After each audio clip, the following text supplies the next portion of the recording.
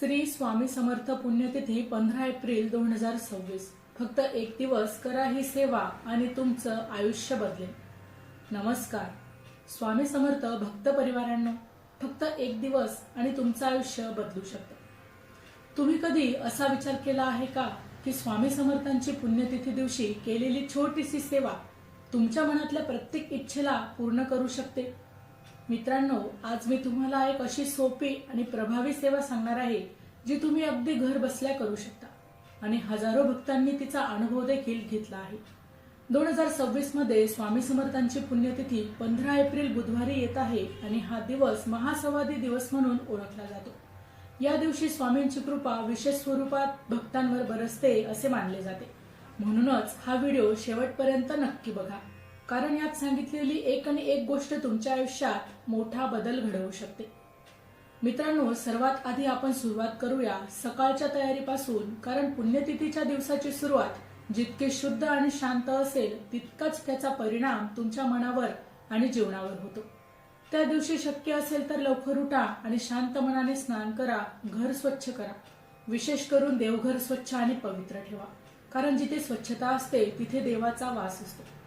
स्वामी समर्थांचा photo किंवा मूर्ती प्रेमाने स्वच्छ करा आणि त्यांच्या समोर एक छोटासा चौकोन तयार करा।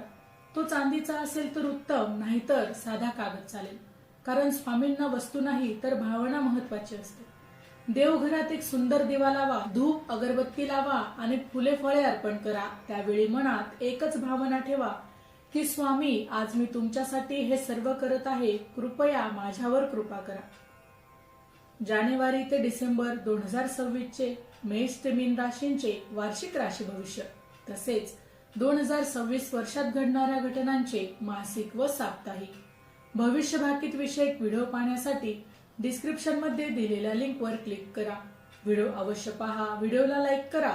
तसेच आपले काही प्रश्न किंवा सूचना असतील तर चॅनलला सबस्क्राईब करून कमेंट करायला विसरू नका। आता आपण पाहूया सर्वात मुख्य सेवा म्हणजे अभिषेक आणि नैवेद्य। मित्रांनो, या दिवशी स्वामी समर्थांना पंचामृताने अभिषेक करणे खूप शुभ मानले जाते। पंचामृत म्हणजे दूध, दही, तूप, गुळ आणि मध या 5 गोष्टी।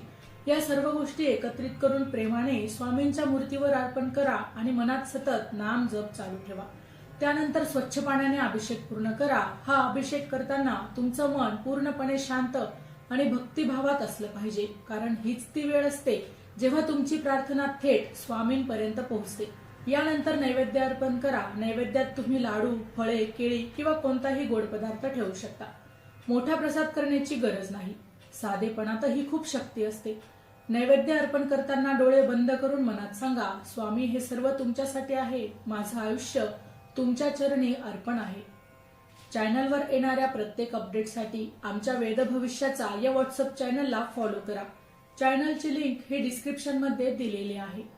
आता मित्रांनो, आपण येतो त्या सेवेवर जे तुमचं आयुष्य खरंच बदलू शकते, ती म्हणजे नाम जप, आरती आणि चरित्र वाचन। या दिवशी कमीत कमी 1 माळ तरी ओम श्री स्वामी समर्थाय नमः हा मंत्र जपा आणि शक्य असेल तर 11 माळा जप करण्याचा तुम्ही यावेळी प्रयत्न करा। हा मंत्र फक्त शब्द नाही, तर ती एक शक्ती आहे जी तुमच्या मनातील नकारात्मकता दूर करून सकारात्मक ऊर्जा तुमच्यात निर्माण करते। सकाळी आणि संध्याकाळी स्वामींची आरती करा आणि त्यानंतर 5 ते 10 मिनिटे शांत बसून ध्यान करा। त्यावेळी फक्त स्वामींचा विचार करा। जर शक्य असेल तर त्या दिवशी स्वामी चरित्रातील 1 ते 3 अध्याय वाचा, कारण स्वामींच्या लीलातून आपल्याला जीवन जगण्याची दिशा मिळते आणि मनाला समाधान मिळते। आता मी तुम्हाला सांगणार आहे एक अशी खास सेवा जी अनेक भक्तांसाठी चमत्कारिक ठरली आहे। एक साधा कागद घ्या आणि त्यावर तुमच्या मनातील 3 ते 5 इच्छा लिहा। त्या इच्छा कोणत्याही असू शकतात, जसे की आर्थिक प्रगती, आरोग्य, नोकरी किंवा घरातील शांतता। या इच्छा लिहिताना मन पूर्णपणे प्रामाणिक ठेवा, कारण स्वामींना तुमचं खरं मन माहिती असतं। आता या दिवसापासून तुम्ही एक संकल्प घ्या की मी 12 लाख लिखित नामजप करणार। ऐकायला मोठं वाटतं, पण तुम्ही रोज फक्त 1200 किंवा 12,000 नामजप लिहू शकता। महत्वाचं म्हणजे सातत्य, एकाच ठिकाणी बसून शांत मनाने रोज एकाच वेळी हा नामजप लिहा।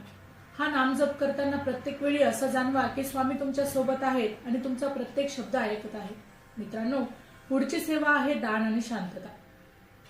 या दिवशी शक्य असेल तर गरिबांना अन्नदान करा आणि एखाद्या गरजू व्यक्तीला मदत करा. हे सर्व स्वामींच्या नावाने करा. दान करताना कधीही अहंकार ठेवू नका, कारण खरी सेवा तीच असते जी मनापासून केली जाते. आणि सर्वात महत्वाची गोष्ट म्हणजे त्या दिवशी घरात शांतता ठेवा. कोणताही वाद, कोणतीही भांडण टाळा. घरात प्रेम आणि समजूतदारपणा ठेवा, कारण जिथे शांतता असते तिथे स्वामींची कृपाही टिकून राहते. तिथेच स्वामींची कृपा देखील असते. आता शेवटी आपण पाहूया रात्रीची प्रार्थना. रात्री झोपण्यापूर्वी स्वामींच्या समोर काही वेळ बसा आणि दिवसभरात केलेल्या सेवेबद्दल स्वामींचे आभार माना. मनातल्या सर्व गोष्टी त्यांना शांतपणे तुम्ही सांग. तुमच्या इच्छा पुन्हा एकदा त्यांच्या समोर मांडा आणि शेवटी एक साधा संकल्प करा की स्वामी, माझं आणि माझ्या घराचं कल्याण करा. आमच्या आयुष्यात सुख, शांती आणि समाधान द्या. मित्रांनो, अजून एक अतिशय महत्वाची गोष्ट आहे जी अनेक भक्त दुर्लक्ष करतात, पण हीच ती गोष्ट तुमच्या सेवेचं पूर्ण फळ मिळवून देते आणि ते म्हणजे श्रद्धा आणि सातत्य. कारण आपण एक दिवस सेवा करतो आणि लगेच परिणाम अपेक्षित ठेवतो, पण स्वामींच्या मार्गात थोडा धीर खूप आवश्यक असतो. तुम्ही जे काही करत आहात ते पूर्ण विश्वासाने करा. मनात शंका ठेवू नका, कारण शंका हीच सर्वात मोठी अडचण नसते. स्वामींवर पूर्ण विश्वास ठेवा आणि स्वतःला सांगा की माझं काम झालं आहे, फक्त योग्य वेळ येण्याची वाट आहे. मित्रांनो, अनेक भक्तांचा अनुभव असा आहे की त्यांची पुण्यतिथीपासून नामजप सुरू केला आणि काही दिवसातच त्यांच्या आयुष्यात छोटे छोटे बदल त्यांना दिसायला लागले. कुणाच्या घरातलं वातावरण शांत झालं, कुणाला अचानक नोकरीची संधी मिळाली, तर कुणाच्या आर्थिक अडचणी या हळूहळू कमी झाल्या. हे सगळं कसं होतं तर फक्त एकाच गोष्टीमुळे, आणि ती म्हणजे स्वामींची कृपा. आणि ही कृपा मिळवण्यासाठी मोठमोठे यज्ञ करण्याची गरज नाही, तर मनापासून केलेली छोटीशी सेवा देखील यासाठी पुरेशी आहे. आता मी तुम्हाला अजून एक छोटासा पण प्रभावी उपाय सांगते. पुण्यतिथीच्या दिवशी तुम्ही एक छोटा दिवा संध्याकाळी लावा आणि त्या दिव्याजवळ बसून फक्त 5 मिनिटे स्वामींचे नाव घ्या. त्यावेळी तुमचं मन पूर्ण शांत ठेवा आणि स्वामींचा चेहरा डोळ्यासमोर आणा. हा छोटासा उपाय तुमच्या मनातील भीती आणि ताण कमी करतो आणि तुम्हाला आधुनिक वेगळीच ताकद देतो. मित्रांनो, लक्षात ठेवा, स्वामी समर्थ हे फक्त देव नाही, तर ते आपले मार्गदर्शक आहे. आपल्या प्रत्येक अडचणीत ते आपल्याला योग्य दिशा दाखवतात. म्हणूनच जेव्हा तुम्ही त्यांच्यासमोर बसता तेव्हा फक्त मागणं करू नका, तर त्यांच्याशी मन मोकळं बोला. जसं आपण आपल्या आईशी बोलतो तसंच स्वामींशी बोला. तुमचं दुःख, तुमची चिंता ही स्वामींना सांगा. तुम्हाला स्वतःलाच जाणवेल की तुमचं मन हलकं झालं आहे.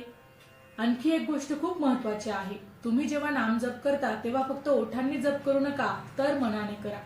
प्रत्येक वेळी मंत्र म्हणताना त्याचा अर्थ जाणवा आणि असं समजा की स्वामी तुमच्या जवळ बसले आहेत. ही भावना तुमच्या जपाला अधिकच शक्तिशाली बनवते. मित्रांनो, अनेक वेळा असं होतं की आपण सेवा सुरू करतो पण काही दिवसांनी सोडून देतो. पण खरा भक्त तोच असतो जो सातत्य ठेवतो. तुम्ही थोडं करा पण रोज करा. हीच गोष्ट तुम्हाला इतरांपेक्षा वेगळं बनवते आणि स्वामींच्या कृपेने जवळ घेऊन जाते. आणि शेवटी एक छोटा अनुभव सांगते. एका भक्ताने फक्त स्वामींचं नाव घेतलं आणि त्याच्या आयुष्यातील सर्वात मोठी अडचण दूर झाली. त्याच्याकडे काहीही नव्हतं, पण त्याच्याकडे एक गोष्ट होती आणि ती म्हणजे अढळ श्रद्धा.